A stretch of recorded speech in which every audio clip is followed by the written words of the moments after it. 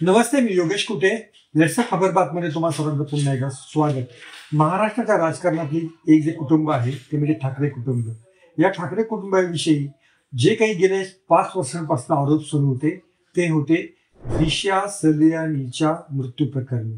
दिशा सलियानीच्या खुनामध्ये किंवा तिच्या हत्येमध्ये आदित्य ठाकरे यांचा सहभाग आहे अशा प्रकारचा आरोप भाजपचे नेते नितेश राणे हे वारंवार करत होते. एवढंच नाही, तर त्यांचे वडील आणि खासदार नारायण राणे यांनी देखील त्या दृष्टीनं काही म्हणणं आपलं मांडलेलं होतं. तिसरी महत्वाची गोष्ट होती, या प्रकरणामध्ये एक निलेश ओझा नावाचे वकील आहेत ज्यांना कंटेम्प्ट ऑफ कोर्ट म्हणजे न्यायालयाचा अवमान केल्याप्रकरणी 2दा त्यांच्यावरती कारवाई देखील झालेली आहे आणि त्यांनी या प्रकरणामध्ये मोठी खळबळ उडून देणारं एक याचिका मुंबई उच्च न्यायालयामध्ये दाखल केलेली होती. या याचिकेनुसार आदित्य ठाकरे आणि त्यांच्या मित्रांवरती बरेच गंभीर आरोप करण्यात आलेले होते आणि या संपूर्ण दिशा सलियान हिच्या हत्येची किंवा तिच्या मृत्यूची पूर्णपणे SIT चौकशी करावी अशी विनंती ही न्यायालयाला केलेली होती. आता ही जेव्हा याचिका सुनावणीला आली तेव्हा स्वाभाविकच न्यायालयानं मुंबई पोलिसांकडे याबाबत विचारणा केली की खरोखरीच दिशा सलियान हिच्या बाबत नक्की काय झालेलं आहे, तिचा खून झालेला आहे का, तिच्या आधी काही या सगळ्या प्रकरणाची जी काही चौकशी आहे त्याच्यामध्ये तुमचा काय रिपोर्ट आहे तो तुम्ही आम्हाला सादर करा. आणि यातली धक्कादायक बाब अशी आहे की जे आरोप भाजपचे नेते करत होते, जे आरोप राणे कुटुंब करत होतं, त्याच्यामध्ये कोणतंही तथ्य नसल्याचा अहवाल हा मुंबई पोलिसांनी दिलेला आहे. मालवणी पोलीस जे आहे त्या मालवणी पोलीसच्या शैलेंद्र नगरकर हे तिथले वरिष्ठ पोलीस निरीक्षक आहेत, त्यांच्या सहीचं एक प्रतिज्ञापत्र हे मुंबई उच्च न्यायालयामध्ये दाखल झालेलं आहे. या सगळ्या प्रतिज्ञापत्रामध्ये सगळा संपूर्ण घटनाक्रम हा देण्यात आलेला आहे. दिशा सलियान हिच्या मृत्यूबाबत ज्या काही अफवा उडवण्यात आलेल्या होत्या, जे काही आरोप करण्यात आलेले होते आणि आदित्य ठाकरे यांच्यावरती जे काही शिंतोडे उडवण्याचा प्रयत्न झालेला होता त्या सर्वांवरती फुली मारण्याचं काम हे मुंबई पोलिसांचं ॲफिडेव्हिट करत आहे. अतिशय सविस्तर असं हे जवळपास 17-18 पानांचं ॲफिडेव्हिट आहे. त्यामुळे यातल्या महत्वाच्या मुद्द्यांकडे मी तुमचं लक्ष देतो. आणि ज्या पद्धतीने रिया चक्रवर्ती हिला सुशांत सिंगच्या या कथित खून प्रकारामध्ये गोवण्यात आलं तसाच प्रकार आता नाही ना याची देखील आता शंका येत आहे. सुशांत सिंग याने आत्महत्या केलेली होती, मात्र ही आत्महत्येमागे रिया चक्रवर्ती असल्याचा भोगाटा माध्यमांनी केलेला होता. मात्र 5-6 वर्षानंतर त्याच्यावरती त्या आरोपांमधनं रिया चक्रवर्ती ही निर्दोष सुटली. मात्र त्याच्यामुळे माध्यमांना माफी देखील मागावी लागली.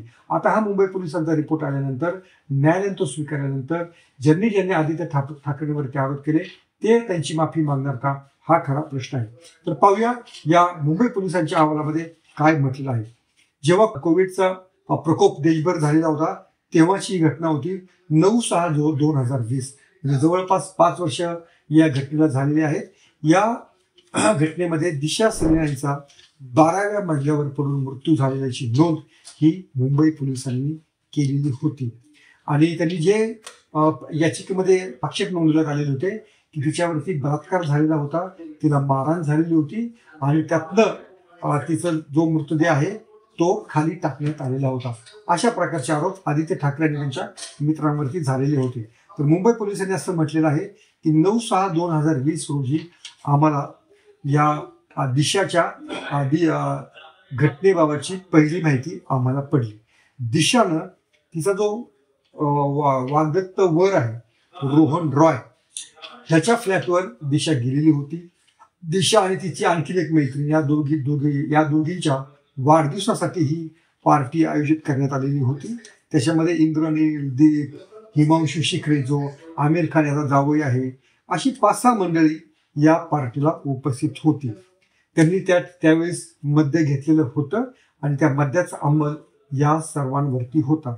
याच 9/6/2020 रात्री 11:45च्या सुमारामध्ये अमेरिकेमधल्या एका मैत्रिणीचा फोन हा दिशाला आलेला होता आणि त्या फोनवर ती संभाषण करत होती. आणि ही जी मैत्रीण होती तिचं नाव अंकिता आहे. या अंकिताबरोबर दिशाचे इतर जे मित्र आहेत त्यांनी देखील फोनवरती त्यावेळेस बोलणं केलेलं आहे. हाच अंकिताचा आलेला फोन ऐकण्यासाठी किंवा ते आपलं पुढे संभाषण वाढवण्यासाठी दिशा ही बेडरूम मध्ये गेलेली होती. बराच वेळ झाल्यानंतर ती बाहेर आली नाही. तेव्हा त्या ठिकाणी उपस्थित असलेल्या तिचा बॉयफ्रेंड रोहन, इंद्रनील, दीप, हिमांशी यांनी बेडरूमवरती ठोठावलं, तिला हाका मारल्या, मात्र तिच्याकडनं कोणताही प्रतिसाद आला नाही. मग त्यांनी त्यावेळेस दरवाजा तोडण्याचा निर्णय घेतला. त्यांनी दरवाजा तोडला. दिशा कुठे कुठे आता शोध घेतला, तर अनेकांना वाटलं ती टॉयलेटमध्ये आहे की काय, पण तिथे पण ती नव्हती. वॉर्डरोब चेक केला, पण नंतर अचानक जी बाल्कनीकडे लक्ष दिलं असताना बाल्कनीची काच उघडी असल्याची दिसली आणि बाल्कनीकडे सर्वांनी धाव घेतली आणि बाल्कनीकडनं खाली पाहिल्यानंतर असं लक्षात आलं की दिशा ही खालच्या तळमजल्यावर पडलेली आहे. तेव्हा हे सर्वजण हे तातडीने त्या बिल्डिंगच्या खाली आले. त्यांनी दिशाला उचललं आणि रोहनच्या गाडीमधनंच हॉस्पिटलमध्ये नेलं. असं सर्व ही सगळी घटना घडलेली आहे आणि हे दिशानं का केलं याचा देखील पोलिसांनी तपास केलेला आहे. तर पोलिसांनी त्यांचे जे तर्क मांडलेले आहेत ते तर्क पुढील प्रमाणे आहेत. त्यांचं म्हणणं असं होतं की दिशा एका ॲडव्हर्टाईज कंपनीमध्ये काम करत होती, मात्र तिला अपेक्षित असं यश तिच्या व्यवसायामध्ये, मॉडेलिंगमध्ये किंवा इतर तिच्या स्वप्नांमध्ये काही मिळत नव्हतं. त्यामुळे ती नाराज होती, ती फ्रस्ट्रेटेड होती. तिचे मित्र, लहानपणीचे जे मित्र आहेत ते तिला टाळतायत असं तिला वाटत होतं. त्यामुळंच मग ती मद्याच्या अंमलाखाली असतानाच तिनं बाल्कनीकडे धाव घेतली आणि तिथे तिने उडी मारली असावी. दुसरी गोष्ट अशी आहे की तिचं पोस्टमॉर्टम करण्यात आलं, तेव्हा त्या पोस्टमॉर्टमवरती कोणत्याही मारहाणीच्या खुणा आढळल्या नव्हत्या. त्यामुळं तिला काही मारहाण करून तिला खाली टाकण्यात आलं या आरोपामध्ये देखील पोलिसांना किंवा पोस्टमॉर्टम रिपोर्टमध्ये तसं काही आढळलं नाही. जो काही मार लागलेला होता, वरनं ती जी खाली पडलेली होती त्याचाच तो सगळा मार होता किंवा त्याबद्दलच्या सगळ्या जखमा होत्या. तिच्यावर बलात्कार झाला हे देखील आरोप पोलिसांनी फेटाळले आहे. तिच्यावर बलात्कार झालेला नव्हता आणि त्याबद्दलचा कोणताही पुरावा तिच्या शरीरावर नव्हता. त्यामुळं हा देखील आरोप बिनबुडाचा असल्याचं पोलिसांनी म्हटलेलं आहे. आता जवळपास या प्रकरणी पोलिसांनी 6 जून 2020 पासून ते सगळे CCTV फुटेज त्या बिल्डिंगचे तपासलेले होते. म्हणजे दिशा ही अनेकदा त्या फ्लॅटवर जात होती. पार्टीच्या आधी देखील ती रोहनच्या फ्लॅटवर गेलेली होती. त्यामुळं तिचं त्या बिल्डिंग मधलं येणं जाणं आहे, तिच्याबरोबर कोण कोण होतं या सर्वांचा शोध पोलिसांनी CCTV फुटेजमधनं घेतलेला आहे. एवढंच नाही तर पार्टीच्या आधी म्हणजे 6 जूनच्या किंवा त्याच्या आधीपासून पोलिसांनी सर्व CCTV फुटेज तपासलेले होते आणि त्याच्यामध्ये त्यांना कोणतंही गैर आढळलेलं नाही. सगळ्यात महत्त्वाची जी गोष्ट होती, जवळपास 16 लोकांचा जबाब घेतल्यानंतर कोणत्याही व्यक्तीच्या जबाबावर, तिचे मित्र असतील, ज्या मैत्रिणीने तिला अमेरिकेतनं पार्टीच्या वेळेस फोन केलेला होता तिचा जबाब असेल, त्या सर्वांच्या जबाबामध्ये कोणतीही विसंगती आढळून आली नव्हती. एवढंच नाही तर तिच्या आईवडिलांचा देखील जबाब घेण्यात आलेला होता आणि त्यांनी देखील आपल्या मुलीवर बलात्कार झाला किंवा तिचा कोणी खून केला या आरोपामध्ये तथ्य नसल्याचं तेव्हा सांगितलेलं होतं. आणखीन एक महत्वाची गोष्ट आहे की ही ऍक्सिडेंटल म्हणजे अपघाती मृत्यू आहे, म्हणजे आत्महत्या आहे असं पण म्हटलेलं नाही पोलिसांनी. हा अपघाती मृत्यू आहे असं पोलिसांनी मॅजिस्ट्रेटला कळवलं होतं. म्हणजे जेव्हा ही EDR 9 जूनला नोंद झाली त्यानंतर 5-6 महिन्यांमध्येच हा अपघाती मृत्यू असल्याची नोंद पोलिसांनी करून ती न्यायालयाला कळवली.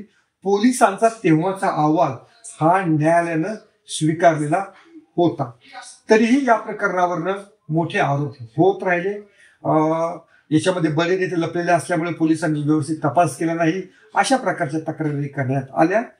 त्यामुळे याबाबत राज्य सरकारनं पुन्हा एकदा तत्कालीन अतिरिक्त पोलीस आयुक्त उत्तर विभाग मुंबई पोलीस यांच्या नियुक्तीखाली एक SIT नेमलेली होती. म्हणजे दुसऱ्यांदा या संपूर्ण प्रकरणाची चौकशी करण्याचा निर्णय सरकारनं घेतला. तेव्हा देखील या SITनं सर्व पुरावे तपासले, CCTV फुटेज तपासले, पुन्हा सर्व मंडळींचे जबाब घेण्यात आले आणि या SITने देखील असाच जबाब दिला की दिशाचा खून झाला नसून तिचा अपघाती मृत्यू झालेला आहे. आता दोनदा असं सगळं झाल्यानंतर देखील निलेश ओझा या वकिलानं आदित्य ठाकरे यांचं नाव घेऊन मुंबई उच्च न्यायालयामध्ये याचिका दाखल केली. त्यामुळे मग मुंबई उच्च न्यायालयाला याबाबत पुन्हा आपलं म्हणणं सादर करा असा आदेश पोलिसांना द्यावा लागला. पोलिसांनी आता तिसरा रिपोर्ट न्यायालयापुढे सादर केलेला आहे आणि तिसऱ्या तीनही रिपोर्ट मधलं त्यांचं जे म्हणणं आहे ते एकच आहे की हा जो अपघाती मृत्यू आहे त्याच्यावर मुंबई पोलीस अद्यापही ठाम आहे.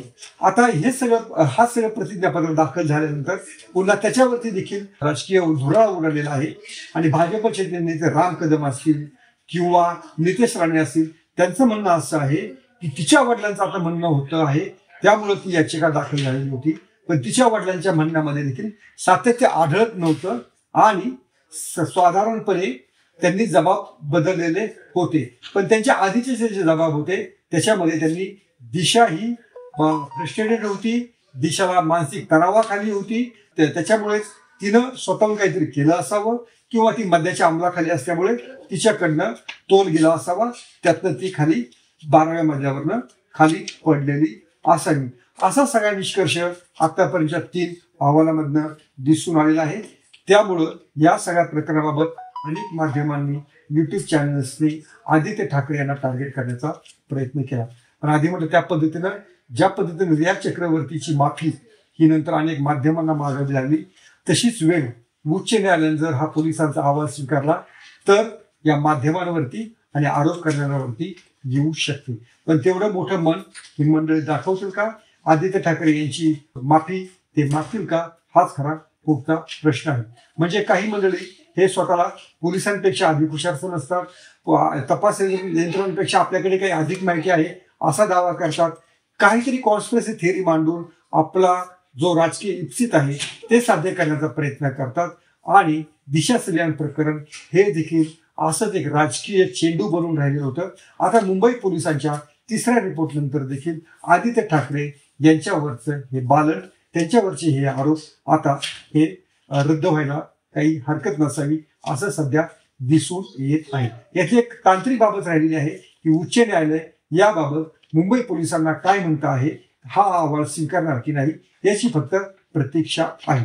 त्यामुळे बघूया या प्रकरणामध्ये पुढे काय घडतं आहे. पण जे काय अहवालात दिसून येत आहे एवढं दिसून येत आहे की आदित्य ठाकरे आणि दिशा सल्यान हिच्या मृत्यूचा अर्थार्थी कोणताही संबंध नाही. तुम्हाला हा व्हिडिओ कसा वाटला ते आवर्जून सांगा आणि पाहत राहा लेट्स अप मराठी. सोशल मीडियाच्या भाऊ गर्दीत विश्वासार्हतेने चकाकणारे नाव म्हणजे लेट्स अप मराठी. सगळ्यांना, सगळ्या नागरिकांना ती स्पीच, ती लेट्स अप वरील मुलाखती म्हणजे विचारांचा खजिना. त्यानंतरच्या निवडणुकीमध्ये मला सोडून गेले. बातम्या केवळ वस्तुस्थिती सांगणाऱ्या, न प्रोपगंडा, फक्त जनतेचा अजेंडा. क्योंकि आने वाला कल जाने वाला है, जाने वाला कल आने वाला है. राजकारण, मनोरंजन असो की क्रीडा क्षेत्र, महाराष्ट्राची स्पंदने संवेदनशीलतेने टिपणारे माध्यम म्हणजे लेट्स अप मराठी. जगासोबत एक पाऊल पुढे राहण्यासाठी लेट्स अपचे ॲप, सोशल मीडिया आणि वेबसाईट सोबत कनेक्टेड रहा.